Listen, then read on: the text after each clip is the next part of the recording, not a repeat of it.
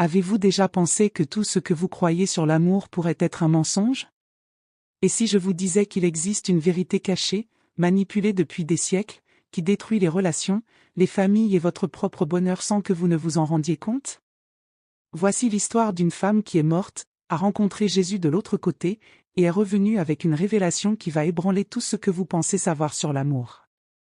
Ce qu'elle a découvert va complètement changer la façon dont vous voyez vos relations, vos choix et même le but de votre existence. Préparez-vous car cette vérité est si profonde que l'ennemi a tout fait pour la garder cachée de vous. La protagoniste de cette histoire extraordinaire s'appelait Sarah, une femme de 38 ans qui avait toujours cru qu'elle faisait tout correctement dans la vie. Elle était dévouée, aimante, mettait toujours les autres en premier et croyait fidèlement que le véritable amour signifiait se sacrifier complètement, s'effacer pour que les autres brillent, et donner sans jamais rien attendre en retour. Sarah avait grandi en entendant qu'aimer c'était souffrir, que le véritable amour exigeait d'annuler ses propres rêves, désirs et besoins en faveur de ce qu'elle aimait. Elle vivait dans un mariage où elle donnait tout d'elle-même, travaillait sans relâche pour subvenir aux besoins du foyer pendant que son mari poursuivait des rêves qui ne se concrétisaient jamais, et élevait ses 3 enfants pratiquement seule, toujours avec un sourire sur le visage, disant toujours que tout allait bien, croyant toujours que c'était ce que Dieu attendait d'elle. Mais à l'intérieur, Sarah mourait lentement, consumée par un épuisement qui allait au-delà du physique, une douleur émotionnelle et spirituelle qu'elle ne pouvait ni nommer ni comprendre. C'était un mardi ordinaire, alors qu'elle préparait le dîner après une journée épuisante de travail, que Sarah ressentit une douleur aiguë dans la poitrine. Au début, elle pensa que c'était juste du stress, de la fatigue accumulée, peut-être de l'anxiété, et essaya d'ignorer pendant qu'elle continuait à remuer la casserole sur le feu. Mais la douleur s'intensifia, irradiant vers le bras gauche, et avant qu'elle ne puisse appeler à l'aide, tout devint noir. Sarah eut une crise cardiaque foudroyante. En quelques minutes, elle était cliniquement morte sur le sol de la cuisine. Ce qui s'est passé dans les moments suivants allait changer non seulement sa vie, mais la compréhension de millions de personnes sur ce que signifie réellement aimer.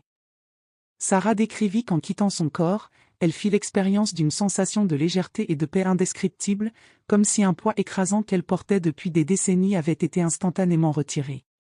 Elle se vit flotter au-dessus de son propre corps, observant les ambulanciers travaillant frénétiquement pour la réanimer tandis que ses enfants pleuraient désespérément en arrière-plan. Mais au lieu de ressentir de la tristesse ou du désespoir, Sarah ressentit une étrange sérénité, comme si elle pouvait enfin respirer après avoir été submergée trop longtemps. C'est alors qu'elle vit une lumière, pas seulement une lumière physique, mais quelque chose qui émanait un amour pur, une acceptation absolue et une présence qu'elle reconnut immédiatement comme divine. Et à ce moment, elle n'était plus dans la cuisine, mais dans un endroit qui transcendait toute description terrestre, devant une présence rayonnante qu'elle savait, sans l'ombre d'un doute, être Jésus-Christ. La première chose que Jésus dit à Sarah ne fut pas une condamnation de ses péchés, ni une liste de tout ce qu'elle avait fait de mal, mais plutôt une question qui pénétra jusqu'au cœur de son âme. « Ma fille, pourquoi crois-tu que l'amour signifie mourir à toi-même » Sarah fut confuse, car toute sa vie on lui avait enseigné exactement cela, qu'aimer véritablement signifiait sacrifice total, abnégation complète, mourir à soi-même pour que les autres vivent. Elle balbutia une réponse, citant des versets bibliques qu'elle avait entendus depuis l'enfance, des sermons sur le service, sur se nier soi-même, sur porter sa croix.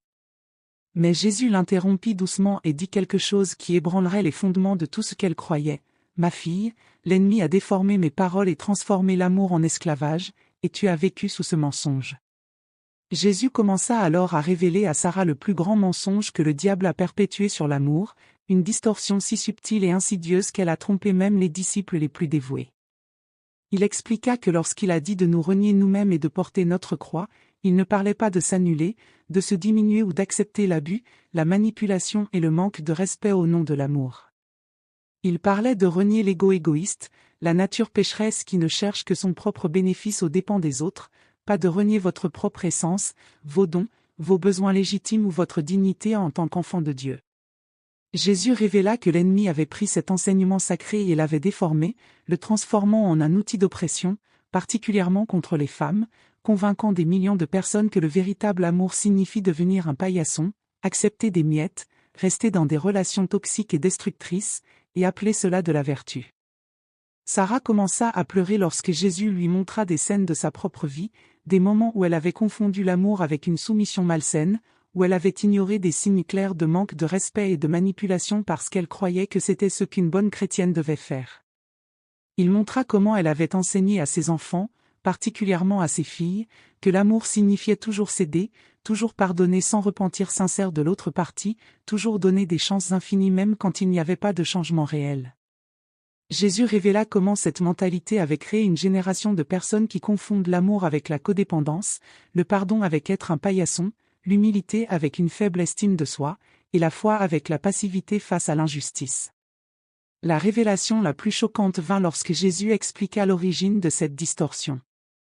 Il montra à Sarah que le diable, connaissant le pouvoir transformateur du véritable amour, avait créé une contrefaçon diabolique qui ressemble superficiellement à l'amour, mais qui en réalité détruit des vies, des relations et des objectifs.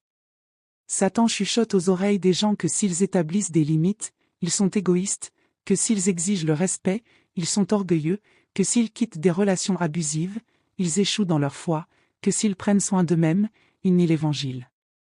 Et des millions de personnes, sincères dans leur foi, tombent dans ce piège et vivent des vies de tourments silencieux, croyant qu'elles plaisent à Dieu alors qu'en réalité elles collaborent avec les plans de l'ennemi. Jésus expliqua à Sarah que le véritable amour, l'amour qu'il a enseigné et modélisé, est complètement différent de cette caricature déformée.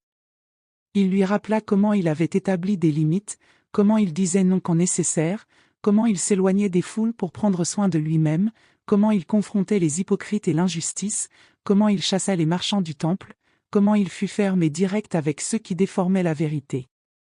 Jésus n'était pas un paillasson, n'acceptait pas le manque de respect, ne permettait pas aux autres de le manipuler ou de l'utiliser. Il aimait profondément, mais cet amour était équilibré avec la vérité, la justice, des limites saines et le respect de soi.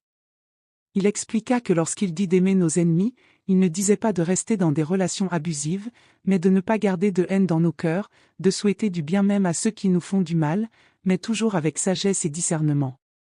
La vérité révolutionnaire que Jésus révéla est celle-ci: vous ne pouvez pas vraiment aimer les autres si vous ne vous aimez pas d'abord vous-même. Pas l'amour narcissique et égoïste que le monde promeut, mais l'amour propre saint qui reconnaît que vous êtes une création divine, faite à l'image de Dieu, avec une valeur intrinsèque qui ne dépend pas de combien vous vous sacrifiez ou de combien les autres vous approuvent. Jésus montra à Sarah que lorsqu'il dit d'aimer notre prochain comme nous-mêmes, il établissait un standard: l'amour que vous avez pour vous-même devrait être la mesure de l'amour que vous offrez aux autres. Si vous ne vous respectez pas, comment pouvez-vous enseigner aux autres à vous respecter? Si vous n'établissez pas de limites saines avec vous-même, comment pouvez-vous les établir dans les relations? Si vous ne prenez pas soin de votre propre santé physique, émotionnelle et spirituelle, comment pouvez-vous sincèrement aider les autres?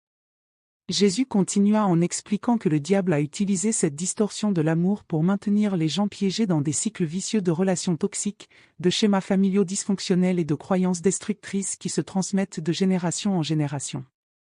Combien de femmes restent dans des mariages où elles sont irrespectées, diminuées et même abusées parce qu'on leur a dit que Dieu déteste le divorce, sans jamais entendre que Dieu déteste aussi la violence, la trahison et le manque de respect?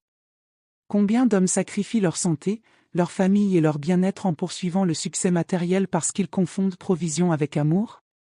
Combien de parents détruisent leurs enfants avec des attentes impossibles, pensant qu'ils démontrent de l'amour à travers l'exigence, alors qu'en réalité ils perpétuent le traumatisme? Combien de personnes vivent des vies entières dans l'agonie silencieuse parce qu'elles croient qu'exprimer leurs besoins est de l'égoïsme? Sarah absorbait chaque mot, et des larmes de compréhension coulaient tandis que des décennies de confusion et de douleur prenaient enfin sens. Jésus lui montra alors des exemples bibliques qui sont fréquemment mal interprétés. Il expliqua que lorsque Paul parlait des femmes se soumettant à leur mari, cela était précédé par l'instruction de soumission mutuelle et d'amour sacrificiel des maris qui devaient aimer leurs femmes comme Christ a aimé l'Église. Cet amour du Christ n'était pas passif ou faible, il était actif, protecteur, édifiant, sacrificiel oui, mais ne permettant jamais l'abus ou le manque de respect. Jésus montra comment ses propres interactions avec les femmes furent révolutionnaires pour son époque, les traitant avec dignité, respect et comme des égales, complètement contraire à la distorsion patriarcale qui a été utilisée pour justifier l'oppression. La révélation continua avec Jésus expliquant que les relations saines, qu'elles soient romantiques, familiales ou d'amitié, doivent être construites sur une fondation de respect mutuel, communication honnête, limites claires et amour qui édifie, pas qui détruit. Il souligna que le véritable pardon ne signifie pas oublier ou permettre que l'abus continue, cela signifie libérer l'amertume de votre cœur tout en maintenant la sagesse sur qui vous permettez près de vous. Certaines personnes doivent être pardonnées à distance. Certaines portes doivent être fermées pour que de meilleures portes puissent s'ouvrir. Et ce n'est pas un manque de foi ou d'amour, c'est la sagesse divine. Jésus toucha alors quelque chose de profondément personnel avec Sarah. Il montra comment elle avait confondu martyr avec but, croyant que plus elle souffrait, plus elle était spirituelle, plus Dieu était satisfait.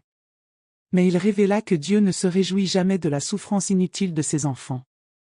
La souffrance qui vient de la persécution à cause de la foi est une chose, la souffrance qui vient de mauvais choix, de relations toxiques et de manque de limites saines est complètement différente. Dieu désire elle tentar novamente continuer abondance, une vie pleine, des relations saines et une joie authentique pour ses enfants, pas une existence de tourments silencieux déguisés en piété. Puis vint le moment le plus puissant de la rencontre. Jésus demanda à Sarah, « Si tu mourais aujourd'hui, laissant tes enfants avec l'exemple que tu as vécu, qu'apprendraient-ils sur l'amour ?» Sarah vit avec une clarté dévastatrice qu'elle enseignait à ses filles qu'être une femme signifie s'annuler, que l'amour signifie accepter moins que ce que vous méritez, que la foi signifie être passif face à l'injustice. Elle enseignait à ses fils qu'ils n'ont pas besoin de respecter les femmes, qu'ils peuvent s'attendre à ce que les autres cèdent toujours, qu'il n'y a pas de conséquences au manque de respect. La douleur de cette réalisation fut plus grande que toute douleur physique qu'elle avait éprouvée, mais avec la douleur vint une lumière d'espoir, elle avait encore le temps de changer cela. Jésus donna alors à Sarah un choix. Elle pouvait rester là, dans la paix éternelle, libre de toute douleur et lutte, ou elle pouvait retourner à sa vie terrestre avec cette révélation, avec la mission de vivre et d'enseigner la vérité sur l'amour qui libère, pas qui asservit. Il l'avertit que revenir ne serait pas facile, que beaucoup de gens, même des personnes religieuses, résisteraient à cette vérité parce qu'elle remet en question des systèmes de contrôle et de manipulation qui ont été perpétués au nom de Dieu. Mais il promit que si elle choisissait de revenir, il la rendrait capable, la guiderait et la soutiendrait pendant qu'elle partageait cette vérité libératrice. Sarah choisit de revenir. Non pas parce qu'elle voulait faire face à des difficultés ou parce que sa vie était parfaite, mais parce qu'elle comprenait enfin son but, briser les chaînes des mensonges générationnels sur l'amour et aider les autres à découvrir la vérité libératrice. Instantanément, elle sentit une force la tirant en arrière, et quand elle ouvrit les yeux, elle était dans un lit d'hôpital, entourée d'équipements médicaux et de médecins stupéfaits qui la déclarèrent un miracle médical. Elle avait été cliniquement morte pendant près de 15 minutes, assez longtemps pour causer des dommages cérébraux irréversibles, mais là elle était, complètement lucide, sans aucun dommage, avec une histoire extraordinaire à raconter. La vie de Sarah changea radicalement après cette expérience. Elle commença à établir des limites saines dans ses relations, communiquant ses besoins avec clarté et amour, mais aussi avec fermeté. Elle eut des conversations difficiles avec son mari sur la dynamique dysfonctionnelle de leur mariage, et bien qu'il ait initialement résisté, la nouvelle force et clarté de Sarah l'obligèrent finalement à confronter ses propres schémas. Elle enseigna à ses enfants, par l'exemple et des conversations honnêtes, que le véritable amour respecte, édifie et n'exige jamais que vous vous annuliez. Elle commença à partager son histoire, d'abord avec des amis, puis dans de petits groupes, et finalement pour de plus larges audiences, toujours avec le message central que Jésus lui avait révélé. Le plus grand mensonge du diable sur l'amour est qu'il exige votre destruction. Les dernières paroles que Jésus dit à Sarah avant qu'elle ne revienne résonnent avec un pouvoir prophétique. La vérité sur l'amour n'est pas que vous devez mourir pour que les autres vivent, mais que vous devez être si vivant en moi que votre vie inspire les autres à vivre pleinement aussi. Le véritable amour multiplie la vie, il ne la soustrait pas. Et quand mes enfants comprendront finalement cela, les portes de l'enfer ne prévaudront pas contre le pouvoir transformateur de cette vérité. Cette histoire de Sarah n'est pas seulement à propos d'une expérience de mort imminente, c'est un appel pour nous tous à examiner les mensonges que nous avons crus sur l'amour et les relations. Dans combien de domaines de votre vie avez-vous confondu l'amour avec la codépendance? Ou avez-vous accepté le manque de respect en pensant que vous êtes humble? Quelles limites devez-vous établir mais avez peur d'être vu comme égoïste? Quelle relation toxique avez-vous maintenue parce que quelqu'un vous a dit que Dieu n'approuve pas que vous partiez? Il est temps de permettre à la vérité libératrice de Jésus de briser ces chaînes. Le véritable amour libère, édifie, respecte et multiplie la vie. Tout ce qui est moins que cela est une contrefaçon de l'ennemi, et vous méritez l'authentique. Si ce message a touché votre cœur, laissez un commentaire partageant votre expérience, abonnez-vous à la chaîne pour plus de vérités libératrices comme celle-ci, et mettez un like pour que ce message atteigne ceux qui ont désespérément besoin de l'entendre aujourd'hui. Votre interaction peut être l'instrument que Dieu utilise pour libérer quelqu'un des mensonges qui ont maintenu cette personne en captivité. Ne gardez pas cette vérité pour vous, partagez-la, car il y a des millions de personnes vivant encore sous le mensonge du diable sur l'amour, et vous pouvez être la voix qui les réveille.